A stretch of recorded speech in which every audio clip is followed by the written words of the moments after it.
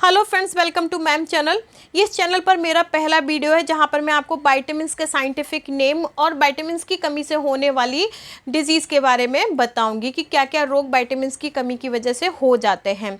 और अगर आपको मेरा ये वीडियो अच्छा लगे तो प्लीज़ लाइक करें, शेयर करें, कमेंट्स करें और चैनल को सब्सक्राइब करके मुझे सपोर्ट करें, जिससे कि मैं और अच्छे अच्छे वीडियोज़ आपके पास लेके आ सकूँ। तो यहाँ पर सबसे पहले बात करते हैं विटामिन ए की। विटामिन ए का जो साइंटिफिक नेम है वो है रेटिनॉल। विटामिन ए की कमी की वजह से नाइट ब्लाइंडनेस हो जाता है, जिसमें पर्सन को कम दिखना शुरू हो जाता है। रिटार्टेड ग्रोथ जो है वो रुक जाती है। जीरोथैल्मिया वो सिचुएशन है जिसमें कॉर्निया, आँखों की जो कॉर्निया होती है उसमें क्या हो जाएगा, एक परत जम जाएगी या कभी कभी फैट्स जैसा कुछ दिखाई देगा या ड्राई हो जाएगी, हेजी हो जाती है कॉर्निया। ठीक है, तो दैट सिचुएशन क्या कहलाती है, जीरोथैल्मिया। एक कंडीशन होती है हाइपर केराटोसिस। हाइपर केराटोसिस में क्या हो जाता है, स्किन जो होती है वो काफ़ी थिक हो जाती है, मोटी हो जाती है। और वो होता किस वजह से, जो स्किन के अंदर केराटिनिन प्रोटीन होती है वो जमा हो जाती है, जिसकी वजह से स्किन जो होती है वो कैसी हो जाती है, मोटी हो जाती है। नेक्स्ट विटामिन है विटामिन B1, जिसका साइंटिफिक नेम है थायमिन। और विटामिन B1 की वजह से वेरी रोग हो जाता है। इसके लक्षण हैं कि जिस पर्सन को वेरी होगा उसकी मसल्स जो है कमज़ोर हो जाएंगी, वेट जो है बहुत तेज़ी से कम होगा, हार्ट जो है बढ़ जाएगा। ठीक है, नर्वस डिसऑर्डर मतलब ब्रेन से रिलेटेड प्रॉब्लम हो जाएंगी। किनारे पे जो हमारी पेरिफेरल नर्व होती हैं वो डैमेज होना शुरू हो जाती हैं इस प्रॉब्लम में। डाइजेशन की प्रॉब्लम होगी, खाना पचाने में दिक्कत होगी, कमज़ोरी होगी पेशेंट को, और कई बार इन सब प्रॉब्लम को मिला के पेशेंट पैरालिसिस की कंडीशन में भी चला जाता है। नेक्स्ट विटामिन है विटामिन B2। इसका साइंटिफिक नेम है राइबोफ्लेविन और इसका दूसरा नाम येलो एंजाइम भी है, जिसकी वजह से एरिबोफ्लेविनोसिस एंचिलोसिस नाम की डिजीज़ हो जाती है। इसका लक्षण क्या है कि अगर किसी पर्सन का माउथ साइड से कटने लग जाए, कई बार आपने देखा होगा मुंह जो है साइड से कटना शुरू हो जाता है, और होठ भी क्रैक होना शुरू हो जाते हैं, और टंग के अंदर भी कुछ इसी तरीके से कटिंग जैसी प्रॉब्लम होती है, तो आप समझ जाइए कि आपकी बॉडी में विटामिन B2 की कमी हो गई है। नेक्स्ट विटामिन है विटामिन B3, जिसका साइंटिफिक नेम है नाइसिन।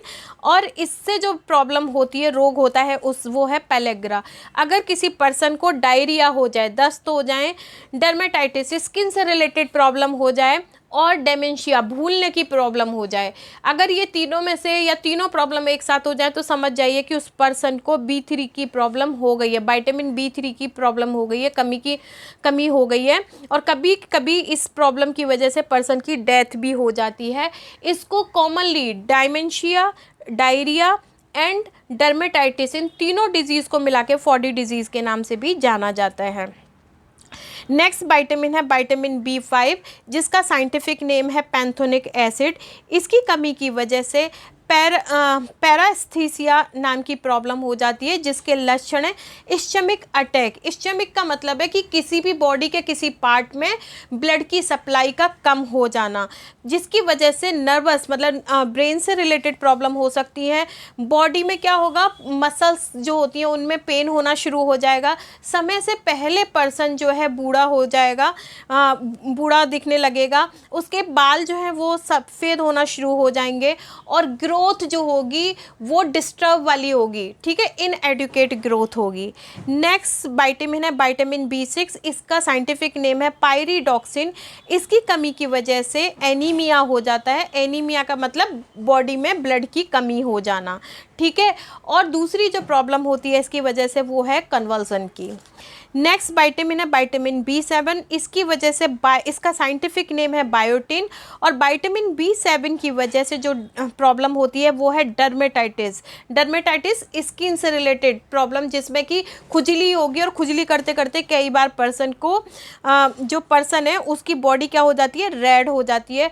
बहुत तेज़ी से बाल जो हैं वो क्या होंगे, गिरना शुरू हो जाते हैं। इस प्रॉब्लम में पर्सन जो है डिप्रेशन में चला जाता है। इसके साथ साथ मसल्स भी जो होती हैं बहुत ज़्यादा पेन करती हैं। नेक्स्ट विटामिन है विटामिन B9। इसका साइंटिफिक नेम है फॉलिक एसिड। इसकी वजह से जो प्रॉब्लम होती है वो है मेगालोब्लास्टिक एनीमिया। मेगालोब्लास्टिक एनीमिया का जो कैरेक्टरिस्टिक है वो है कि यदि आरबीसी जो है वो मैच्योर होने से पहले ही, मीन्स इमेच्योर फॉर्म में, आरबीसी पूरी तरीके से बनने से पहले ही डिस्ट्रॉय हो जाएं, मतलब ख़त्म हो जाएं, तो इसको हम क्या बोलते हैं, नष्ट हो जाएं, तो इसको हम क्या बोलते हैं, मेगालोब्लास्टिक एनीमिया। आप सभी को पता होगा बोन मैरो में आरबीसी बनती है, और बोन मैरो में आरबीसी इमेच्योर फॉर्म में ही अगर डिस्ट्रॉय हो जाती है तो इसे मेगालोब्लास्टिक एनीमिया बोलते हैं। नेक्स्ट आता है विटामिन बी 12। विटामिन बी 12 का जो साइंटिफिक नेम है वो है साइनोकोबालामिन। इसकी वजह से जो प्रॉब्लम होती है वो है पर्नीशियस एनीमिया। इसका जो कैरेक्टरिस्टिक है वो ये है कि एबनॉर्मल एब्जॉर्प्शन, जो हम जो खाना खा रहे हैं, हमारी स्मॉल इंटेस्टाइन में इस खाने का जो डाइजेशन है प्रॉपर तरीके से नहीं होता। नेक्स्ट विटामिन है विटामिन सी। विटामिन सी का जो साइंटिफिक नेम है एस्कॉर्बिक एसिड, और इसकी वजह से जो प्रॉब्लम होती है स्कर्वी। कई बार आपने देखा होगा जो हमारे मसूड़े होते हैं, दांतों के जो मसूड़े होते हैं उनसे ब्लीडिंग होना शुरू हो जाती है, और जो दांतों की जो इधर उधर जो जॉइंट होते हैं वहाँ पे पेन होना शुरू हो जाता है। कई बार बहुत ज़्यादा ये प्रॉब्लम जब बढ़ जाती है तो दांत भी बाहर निकल आता है। तो जब इस तरीके से प्रॉब्लम हो मसूड़ों से रिलेटेड, मसूड़ों के जॉइंट से रिलेटेड, दांतों से रिलेटेड, तो आप समझ जाइए विटामिन सी की कमी बॉडी में हो गई है। नेक्स्ट विटामिन है विटामिन डी।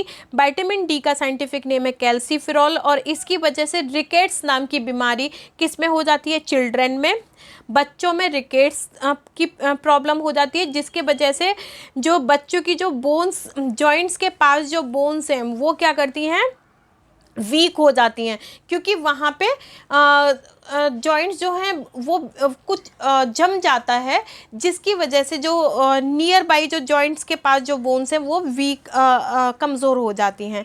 फिर बात करते हैं ऑस्टोमलेशिया।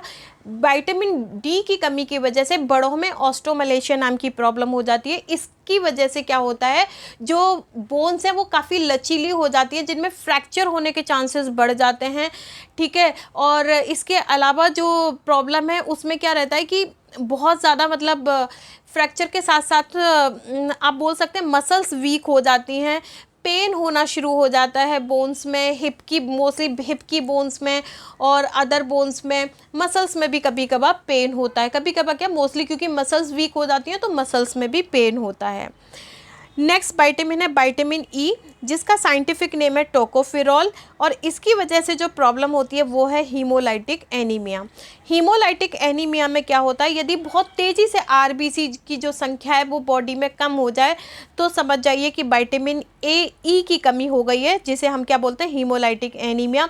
इसके अलावा विटामिन ई की वजह से जो पर्सन है वो बांझ हो सकता है, लेस फर्टिलिटी, मतलब जो फर्टिलिटी की जो चांस हैं वो कम हो जाते हैं, और बॉडी पे समय से पहले ही रिंकल्स आना, झुर्रियाँ आना शुरू हो जाती हैं।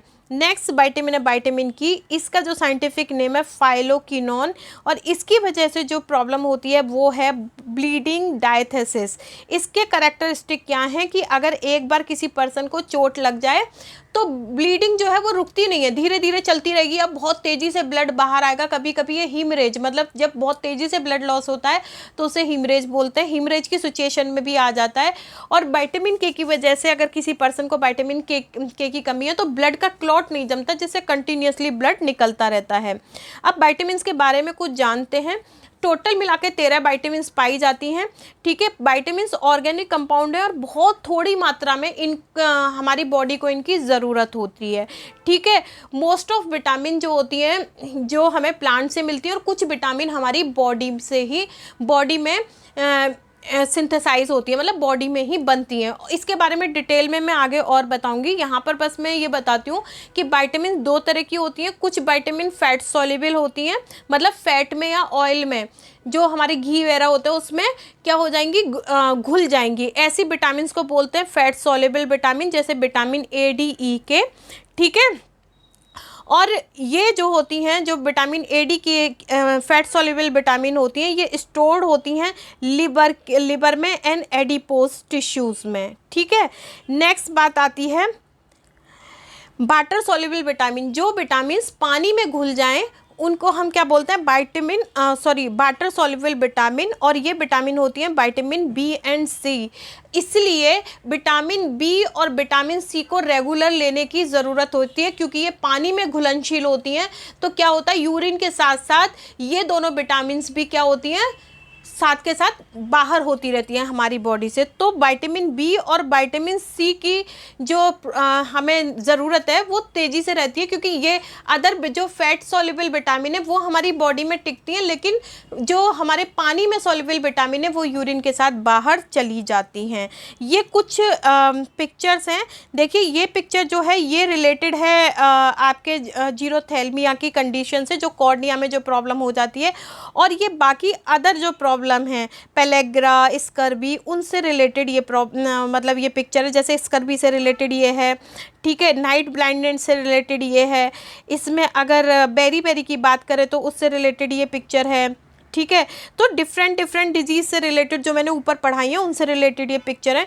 तो आप चाहें तो इनको देख सकते हैं। Thank you. और अगर आपको मेरा वीडियो पसंद आए तो प्लीज़ लाइक करें, शेयर करें, कमेंट्स करें।